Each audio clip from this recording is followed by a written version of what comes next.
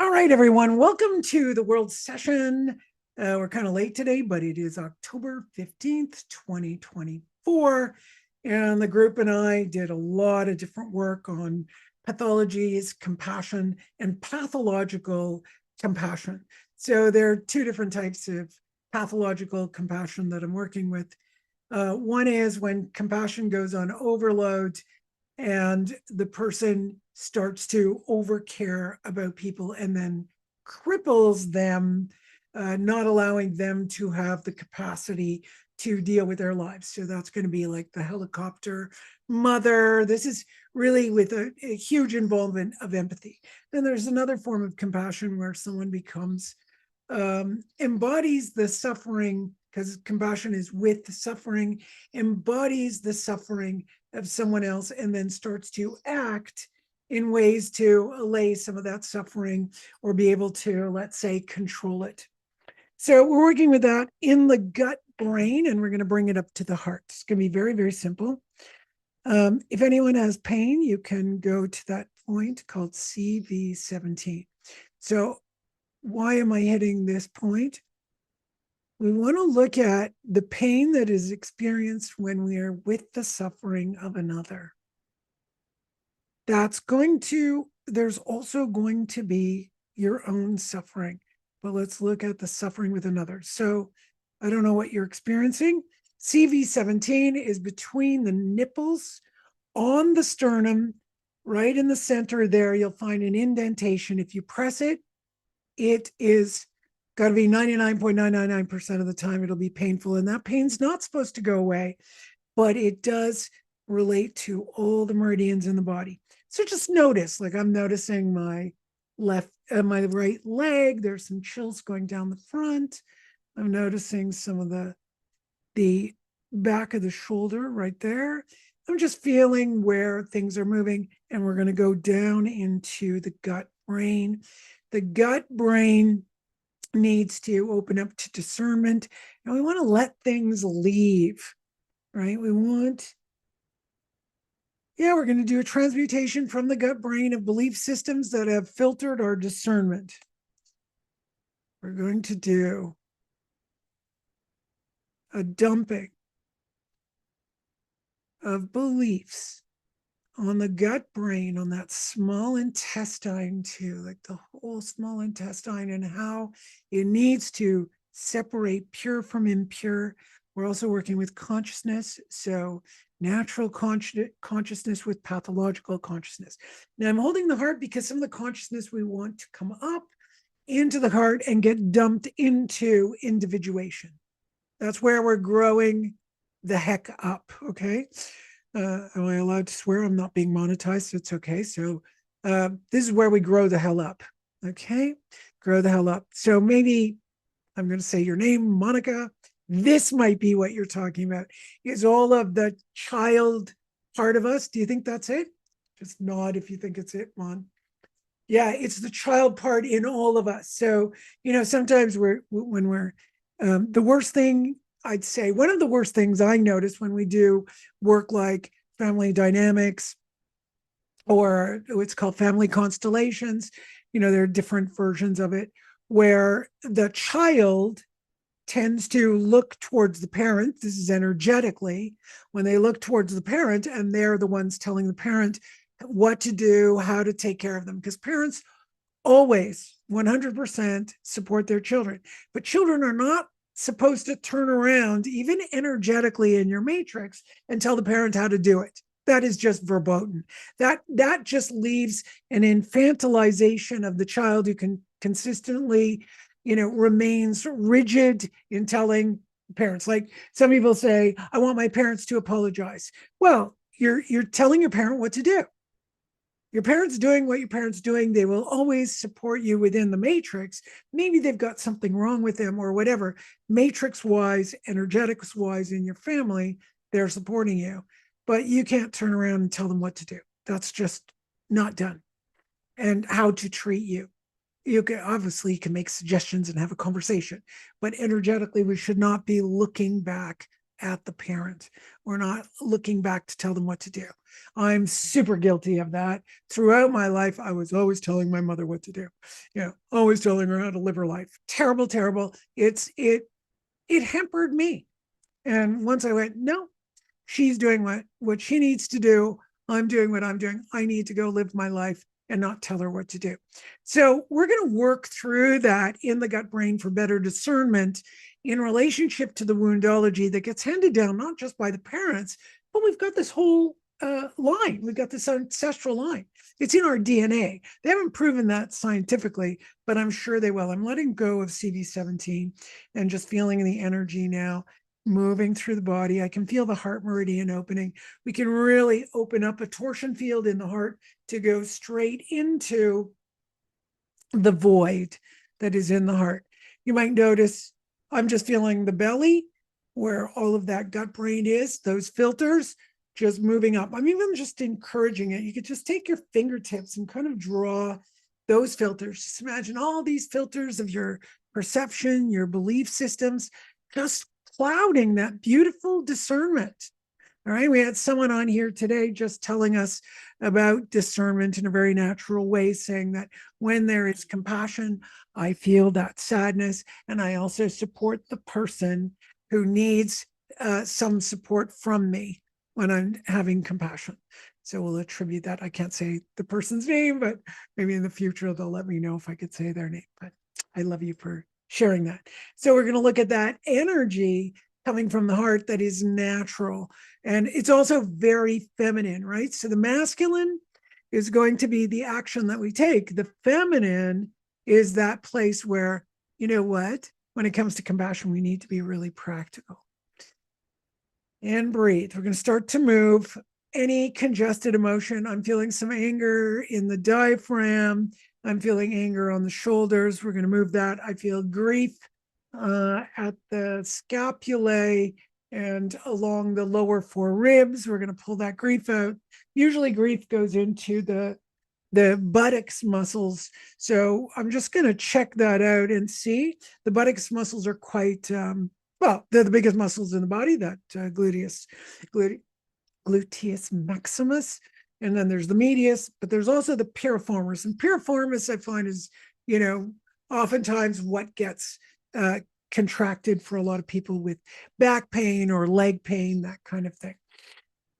So just breathe. Let's tap that down. And I'm just going to pick this stuff off. This is energetically picking things off and just getting it all to go into this. This time I'm shutting it outwards, not in the void. Outwards, this is going into an energy system that I've created. Over 40 years ago, I created it, and it always walks with me to be able to take all that energy into Mother Earth. Mother Earth loves energy. She doesn't care if it's negative. She doesn't care if it's positive. Energy is energy. She uses it and has a good time with it. We're the ones who get all affected by, oh, I feel this negative energy. I feel this positive energy. It's like, all right, but it's energy. That's all it is. All right, so just breathe now. And there's something going on in the diaphragm, as though there's a string running right through the diaphragm. Sorry, right through the diaphragm. I'm like, okay, how are we going to get that diaphragm? Something just happened to my camera. Please. Oh boy. Hold on a second. Let me just make sure the right microphone is playing. Yeah, we're good. Okay. All right. So we want to get that string moving. So I'm literally pulling it out, but I don't know what the consciousness is. I'm just going to look and see. Oh, okay. This is the consciousness of. Oh, God. Okay. I'm just breathing because it's really strong. It's going around my brain here, through the eyes and right through the diaphragm, through the shoulder area, heart. Those of us who are, often energy workers, have a lot of compassion, empathy, we can tend to feel what's going on in the world. Everyone does to some extent or another. I mean, unless you're a psychopath or a sociopath, you may not have any, but everyone's got varying degrees. It's on a scale. And what I'm looking at here is that that idea that someone can tell the compassionate, empathetic person um, that their behavior is not okay. And let's say it's all right. Uh, it's not terrible behavior. We're not looking at, really terrible behavior. We're looking at um, uh, behavior that can be, well, let's just put it. I'm just going to make it simple. I don't want to give examples. I just want to keep it simple.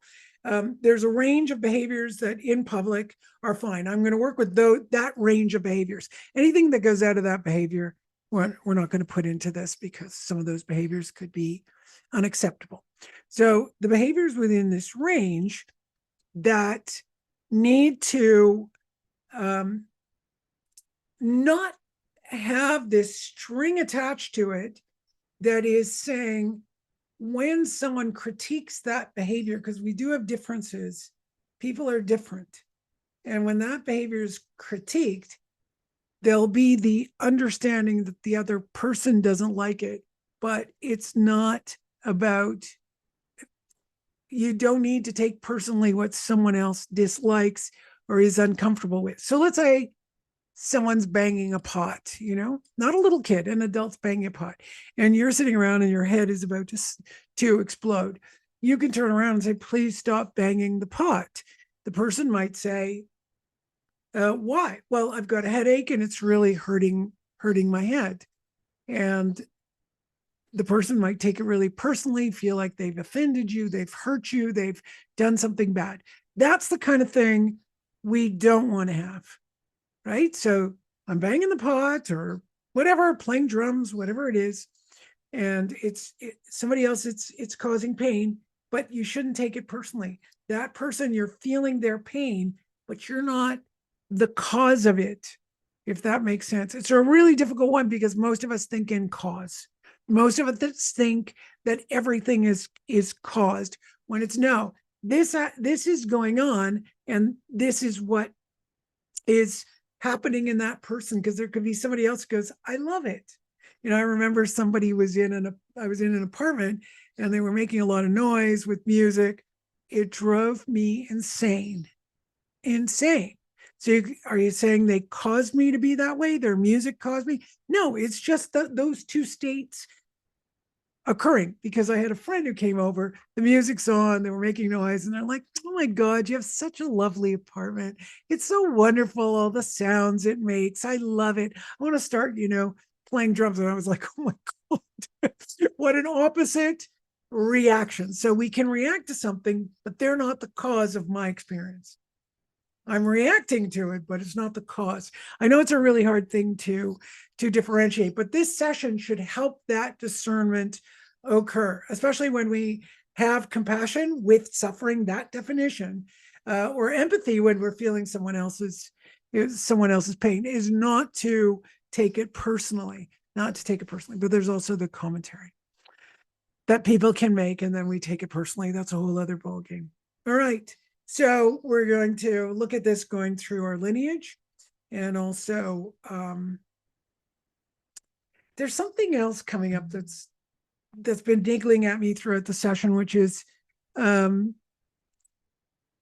a strong sense of, a lot of people have this idea, I'm free to do whatever I want, and no, you're not.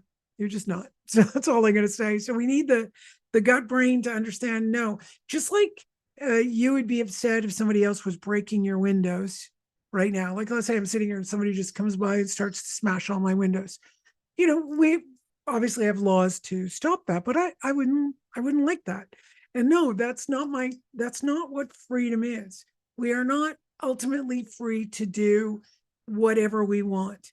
You can do with yourself, but if you're infringing on someone else, no, you can't just do whatever you want. But there's a collective of people who go, I can do whatever I want. And it does interfere in our daily lives, in our home.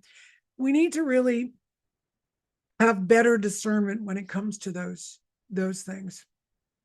And also, there's something, I have this group that I work with weekly, and we did resignation.